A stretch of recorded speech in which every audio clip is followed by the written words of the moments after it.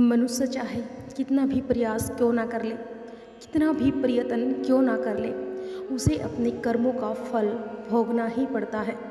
चाहे मनुष्य कितना ही प्रयत्न कर ले, वह कभी भी अपने कर्मों से बच नहीं सकता। जैसी करनी वैसी भरनी, यह वाक्य तो आपने सुना ही होगा। इसका अर्थात है, जैसा आप कर्म करोगे वैसा ही फल आपको प्राप्त होगा। लेकिन मेरा एक प्रश्न है, क्या आप इस बात पर यकीन करते हैं कि जैसा आप कर्म करेंगे वैसा ही आपको फल भी मिलेगा? अब आप में से अधिकतर लोगों के मन में यह प्रश्न उठ रहा होगा, क्योंकि इसमें पूछने वाली बात क्या है? यह तो सत्य है कि जैसा हम कर्म करेंगे वैसा ही हमें फल भी मिलेगा। लेकिन एक बार के लिए आंखें बंद करके अपने आप से यह प्रश्न कीजिए, देखिए कि आपको इस प्रश्न का उत्तर स्पष्टता से नहीं मिल पाएगा। कहीं ना कहीं आपके मन में एक संशय जरूर होगा, क्या यह बात सच है या झूठ?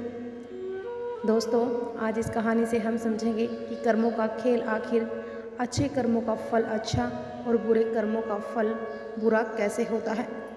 बहुत समय पहले की बात है, किसी गांव में एक बहुत ही ज्ञानी पंडित रहता था। वह एक दिन अपने बचपन के दोस्त से मिलने के लिए दूसरे गांव में जा रहा था। उसका वह दोस्त बचपन से ही गूंगा और एक पैर से अपाहिज था। उस पंडित के गांव से उसके दोस्त का घर काफ़ी दूर था। जाने के लिए बीच बीच में कई सारे छोटे छोटे गांव पड़ते थे। पंडित रास्ते में अपनी धुन में बस चला जा रहा था। चलते चलते उसकी मुलाकात एक व्यक्ति से होती है। रास्ते में उसे एक आदमी मिलता है जो ऐसा लगता था कि वह किसी का इंतज़ार कर रहा है। वह भी पंडित के साथ चलने लगता है और उस आदमी को देखकर पंडित खुश हो जाता है। उसने सोचा, चलो अच्छा हुआ, साथ साथ चलने से उसका सफ़र आसानी से कट जाएगा। बात की शुरुआत करने के लिए उस पंडित ने उस व्यक्ति से उसका नाम पूछा तो उसने अपना नाम धर्मराज बताया। पंडित को यह नाम कुछ अजीब सा लगा, लेकिन उसने नाम के विषय में कुछ और पूछना उचित नहीं समझा। दोनों धीरे धीरे साथ में चल रहे थे। तभी रास्ते में एक गांव आता है और गांव में प्रवेश द्वार आते ही धर्मराज ने पंडित से कहा, तुम आगे चलो, मुझे इस गांव में एक काम है, मैं तुमसे आगे मिलता हूँ। पंडित ने कहा, ठीक है। वह आगे रास्ते में चल देता है और कुछ देर बाद उस गांव में खबर फैली कि एक व्यक्ति को सांड ने अपने सींग में फांस कर मार दिया है। जैसे ही सांड ने उस व्यक्ति को मारा, ठीक कुछ ही देर में धर्मराज पंडित के पास आ गया। फिर दोनों ने चलना शुरू कर दिया और चलते चलते एक दूसरे गांव के द्वार पर पहुंच जाते हैं। उस गांव के बाहर एक बड़ा और विशाल मंदिर बना हुआ था, जहां पर आराम करने की सुविधा काफ़ी बढ़िया थी। पंडित के दोस्त का घर अभी वहां से बहुत दूर था और रात भी होने वाली थी।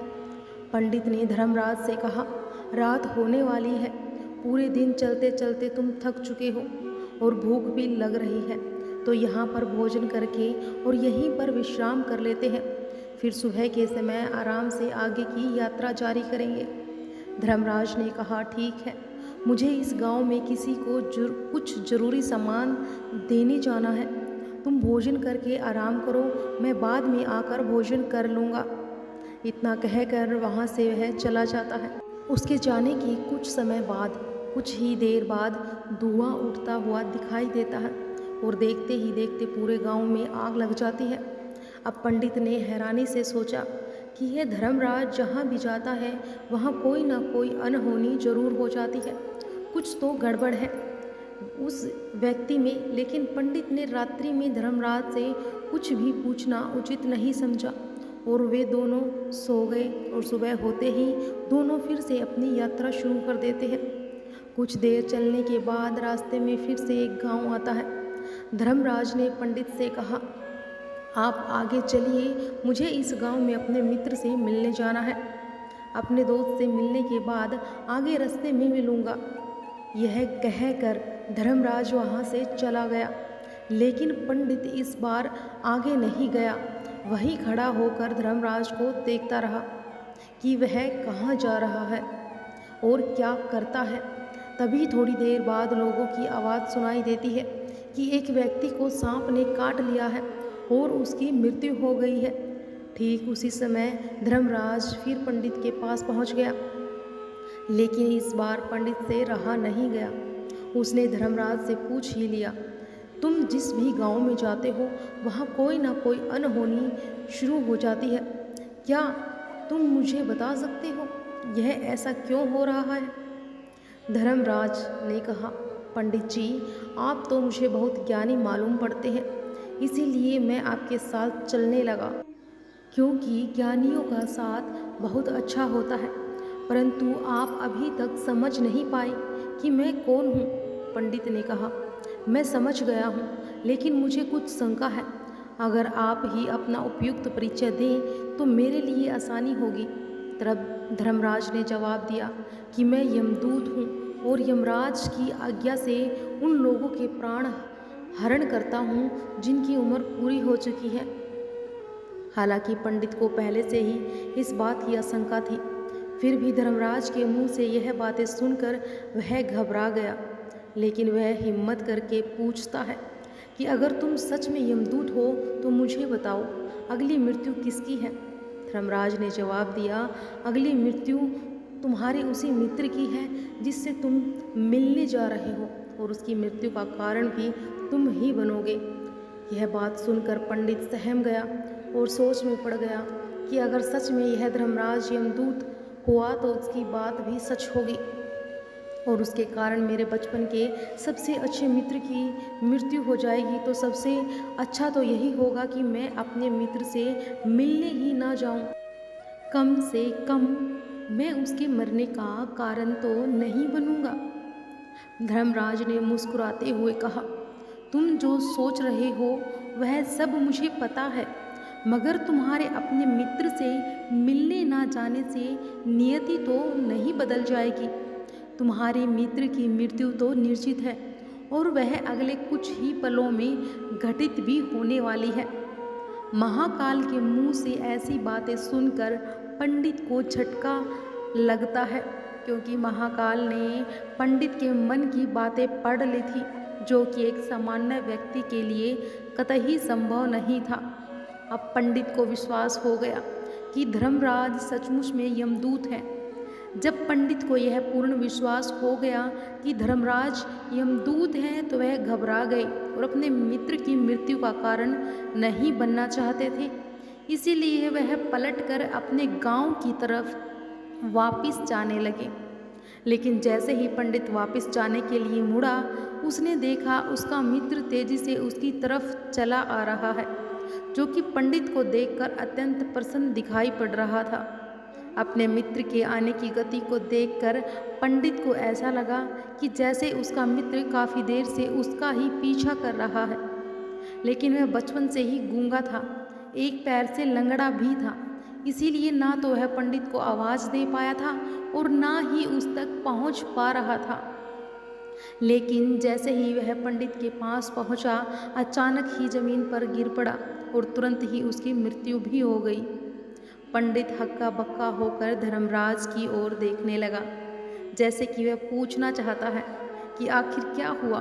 धर्मराज पंडित के मन में उठ रहे प्रश्नों को समझ गया और बोला, तुम्हारे मित्र ने पिछले गांव में ही तुम्हें देख लिया था और वे वहीं से ही तुम्हारा पीछा कर रहे थे, लेकिन गूंगा और लंगड़ाने की वजह से वह तुम तक नहीं पहुंच पाया।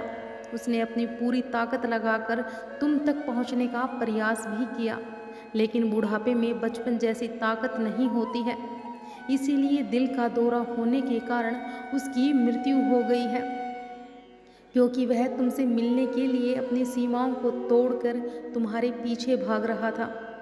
इसीलिए अपने मित्र की मृत्यु का कारण भी तुम ही कहलाओगे। अब पंडित को पूर्णतः विश्वास हो गया कि धर्मराज एक यमदूत है और उसका कार्य जीवों के प्राण हरना है। लेकिन पंडित एक ज्ञानी व्यक्ति था, वह यह भी जानता था कि मृत्यु किसी का वश में नहीं है, सबको एक ना एक दिन मरना है, और यही सोचकर उसने अपने आप को संभाल लिया। लेकिन अचानक ही पंडित के मन में अपनी मृत्यु के बारे में जानने की इच्छा हुई। इसीलिए उसने धर्मराज जी से पूछा कि जब मृत्यु मेरे दोस्त की ही होनी थी तो तुम शुरू से ही मेरे साथ क्यों चल रहे थे।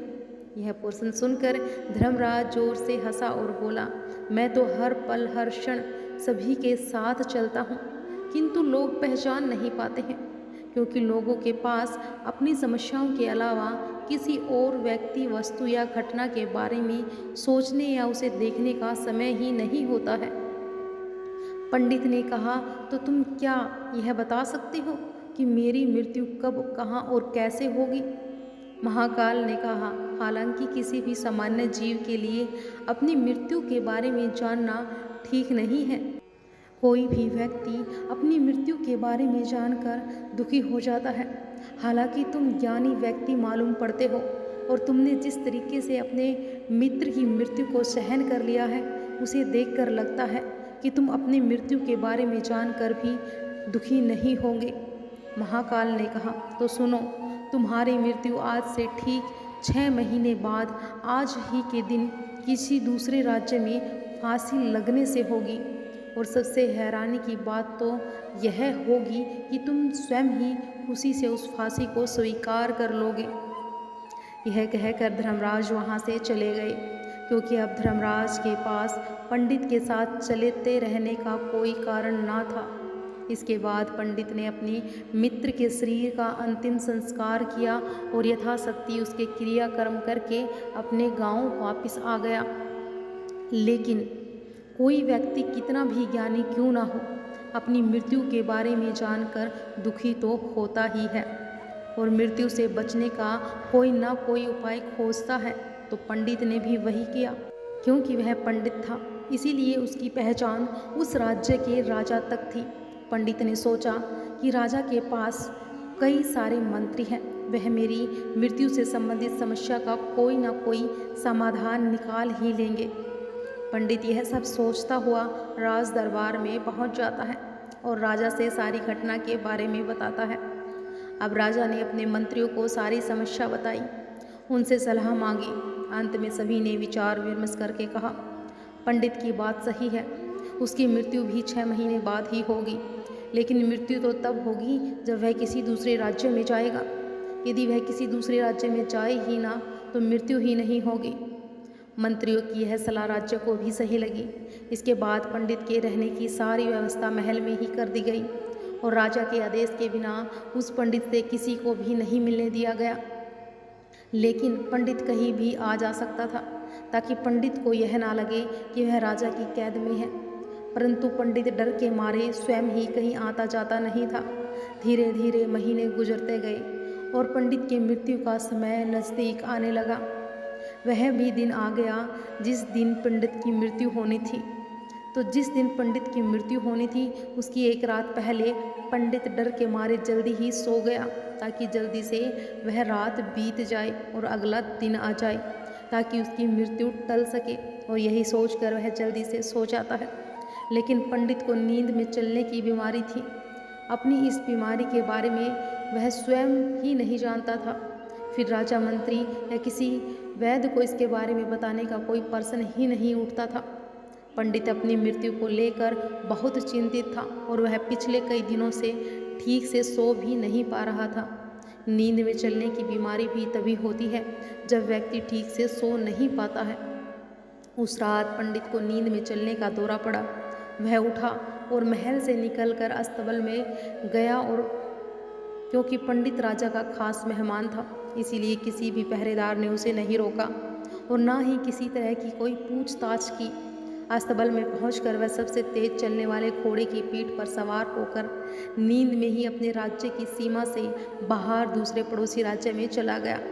और इतना ही नहीं, वह दूसरे राज्य के राजा के महल में पहुंच गया और उस महल के पहरेदार ने भी उसे नहीं रोका था, ना ही कोई पूछताछ की। सभी लोग रात्रि का अंतिम पहर होने के कारण गहरी नींद में थे।